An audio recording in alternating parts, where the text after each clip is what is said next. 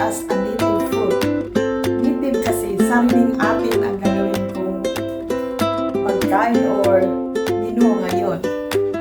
At ito naman is very familiar at very simple, pero nakita ko pa rin sa inyo kung paano ko gagawin dahil may kanya-kanya tayong style sa pagluto, lalo na sa sariling ating pagkain na Filipino food. Ang gagawin ko ngayon ay magpaksiw ako ng isang tulingan. Ang tulingan ay lagyan natin ng okra. Hindi na ito bago sa inyo dahil alam ko marami sa atin nagluluto ng ganito. Pero i-share ko pa rin kung paano ko siya lulutuin. At saka meron tayong gulay. Gulay naman, makikita natin dito sa Pilipinas kadalasan doon sa farm. At nang nakilala ko ito dito, nagulat ako dahil sa atin ay hindi natin ito kinakain. Iwan ko lang kung ilan sa atin siguro ginugulay nila. Pero sa mga Bisaya, hindi namin ito ginugulay dahil ang paniwala namin ay damo. Pero ito pala isang gulay, tulad ng saluyot. Ngayon, ang lulutuin kong gulay ay ano siya, yin choy siya sa Chinese. Pero sa English, tinatawag siya na pero lagyan ko siya ng sardinas. Kaya siguro, gusto ko rin ito. Karamihan, kadalasan kong ginagawa yung alagbati. Alam niyo yung alagbati, ito yung ginagawa ko. Pero ngayon, ginagawa ko itong yen choy or tayo, sa kusina tayo, tapos panoorin natin kung paano natin ito luluto. Okay, nandito na po tayo sa kusina at ito na po yung kinakailangan natin sa gagawin natin pagluto ngayon. Ayun na po yung sinasabi ko sa inyo na yen choy o radisyo. At ang ihalo ko dyan, ito yung sinasabi ko sa inyo, sardinas. Kaya magpupunta o ngayon sa Youngstown. Sardinas, parang malasa-lasa din naman. At saka syempre, hindi ako mawalan talaga ng ganito pag nagluto ako ng sinabaw. Talagang meron ako ng kamatis, tomato, ginger, garlic, at onions. Yan ang gagawin ko sa gulay. Ito naman po ang sa paksiw. Yan na po ang tulingan. Dinilis ko na at saka hiniwa ko na ng ganyan kalaki. Tapos, ito din ang okra. Yan ang ihalo ko sa paksiw ngayon. At ito yung mga lamas niya.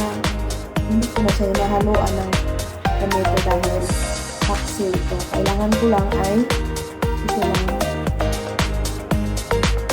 garlic, onions, at saka ginger.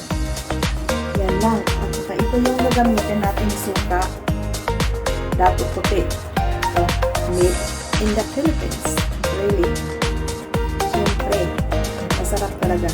Tapos, gusto ko rin siyang malasa-lasahan yung maanghang. Gusto ko talaga yung maanghang na kahit paano. Ito. May nakababad na mga sili. Mamaya, haluan ko siya ng hindi maanghang at saka maanghang. At instead sa asin ang gagamitin natin, parang may ano siya, may sabaw o may kunti siyang juice. Itong gagawin natin. Itong ilagay ko. Hindi ako gagamit ng pwede naman asin. Masarap din naman ang asin. Pero gusto ko kasi ito lang light soy sauce. Kahit ano kasi depende lang naman sa gusto nyo at saka sa taste nyo. Kaya yan. Ready na siya. So, mag-umpisa na tayo. Dito ko siya ilagay. Ito lang mga guys ha.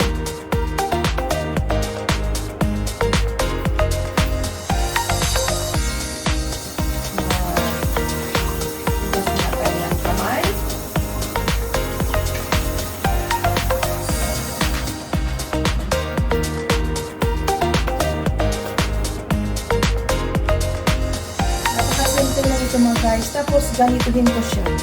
Makita ba? Ito yung ulo. Kasi malaki-laki kaya hinihiwa-hiwa ko siya. Pero pwede rin naman masarap yung mga maliliit. Meron maliliit na mga pilit. Yung piglayan o pulingan pilit. O ano bang pangalan ninyo sa ganito? Pero kasi sa amin, may piglayan. Tapos pilit. At saka, ano pa? Basta may kanya-kanya kayong mga pangalan. Pero itong na, piglayan ang tawag namin ito. Binabad ko na siya. Ganyan pa naman yung sus kasi nilagay ko pa siya sa ref. Nilagay ko lang siya. I-arrange ko lang siya dito.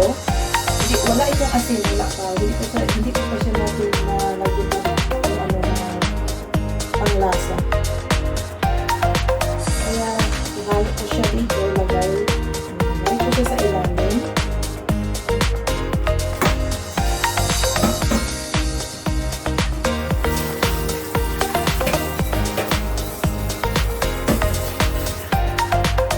Tapos, ang isunod kong ilagay, itong okra. Doon sa itaas.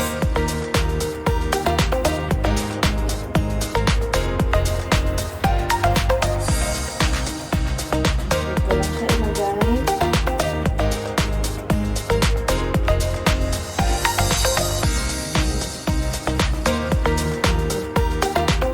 Natakpan na yung isda dahil marami kasi yung okra nilagay. Pagluto ko lahat. Hindi ako ng tatlong suko ko yan. Tapos,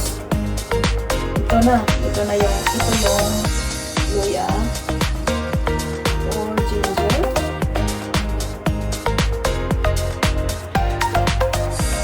Tapos, yung sibuyas. Pwede sibuyas dinahunan mga kapatid o mga kapamilya. Wala lang akong sibuyas na dinahunan kaya ito na lang sibuyas na may ang ginagamit ko. As long as there is onions. Kasi, bango talaga pag mayroong mga ganun. Pagpito kayo sa mga lamas. At saka itong onion. Garlic. Okay. Ayan, nakalagay ko na sila lahat. Ang susunod ko, ito naman yung white soy sauce. Ganun ko lang siya. Hindi ko na ito galawin. Ganyan na. Tapos, pag ganyan lang. Init ko lang siya. Depende lang kasi sa lasa nyo. Kasi may iba naman na gusto nila yung medyo maalat. At hindi. Kaya, depende lang sa taste nyo. Ito na yung dato puti. Yung gagamitin natin suka. Lagyan natin. Ganyan.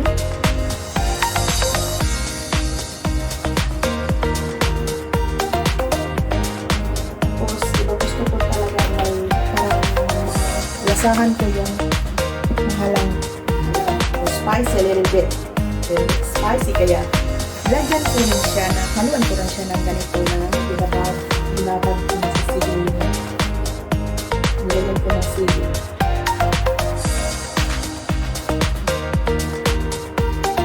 okay that's it pero lagyan ko pa rin siya ng iwan ko sa inyo. Pero ganito ako talaga mag-paksiw. Alam niyo guys, yung paksiw sa amin, sa mga Bisaya is inuunan. Lagyan ko siya ng oil. A little bit of oil. Yan lang. I-brown ko lang siya. Tapos ito na. Parang may scatter lang parang ma-absorb sa part niya ng ulutin natin paksiw. Okay, so ready na siya. Ang gagawin natin ay isalang na natin siya sa stove. Yan.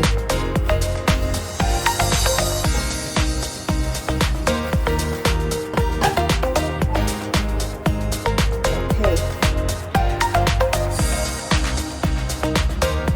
Habang nasa pa lang siya, kailangan ang apoy niya is in medium.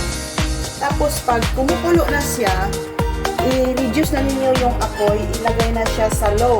Pero huwag niyong buksan. Hindi ko ito bubuksan habang nakikita ko pa na hindi pa siya ready. Talagang titingnan ko lang siya kasi makikita naman dito. Hindi ko siya binubuksan talaga. Para bang ang lasa at saka yung amoy siya intact pa rin nandoon sa loob. Kaya yun ang ginagawa ko. Pakuluin ko muna siya, tapos pag makakulo na siya, makita naman natin na kumukulo na yung mga nilagay natin yung mga ano dyan, suka, yung light soy sauce, at saka makikita natin. Kaya i-reduce ko na yung fire niya. I-low fire ko na siya. Okay? So, wait lang natin habang kumukulo siya. O habang pinakuluan pa natin. So guys, pabulit-bulit talaga.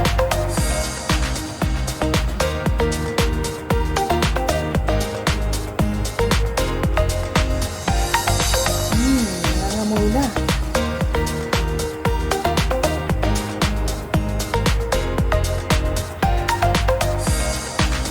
So see, nakita na natin. Nakita ko na kumukulo na siya. Kumukulo na siya, oh. Kaya, i-reduce ko na yung fire to low. From medium, tingnan nyo, nakita nyo guys, kumukulo na yung mga sabaw niya dyan sa loob. Kaya, i-reduce ko na yung fire niya. Ilagay ko na siya doon sa low. Parang dahan-dahan yung pagkaano niya ba, hindi dire-diretso. Talagang nanamnamin nila talaga yung lasa. Nakakaloto na hindi biglaan. Okay. Nakalufay na siya.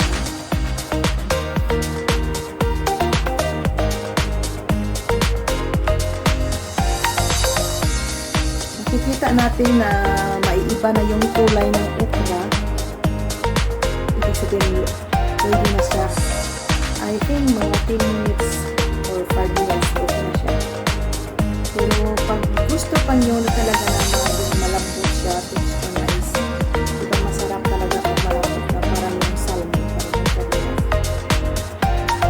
So ganyan lang talaga. Simple lang, madali lang siyang gagawin.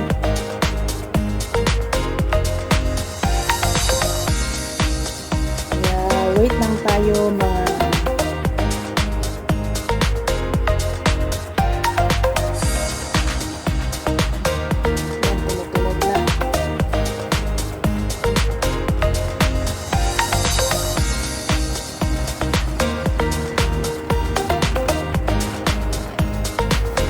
diba kanina green na green talaga yung okra, ngayon naging dilaw na siya, parang padilaw na siya.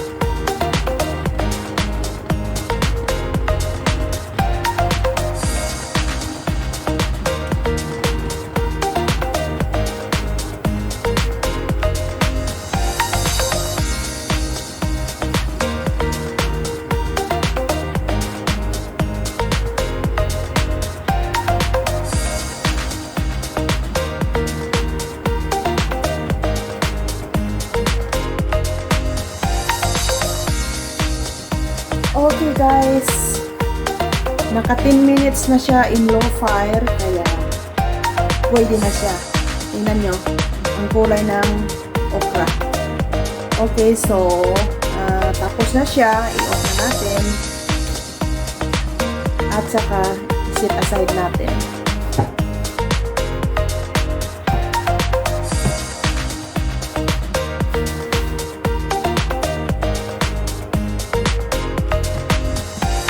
Okay, ready na siya.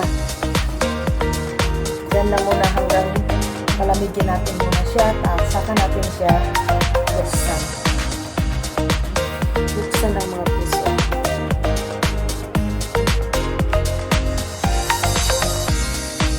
Ngayon naman ang isunod natin ay ang pagluto ng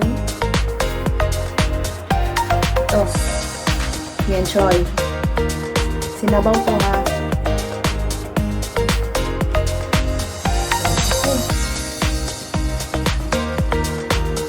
Umpisa na tayo sa pangalawa natin. Okay, let's start. Very simple lang.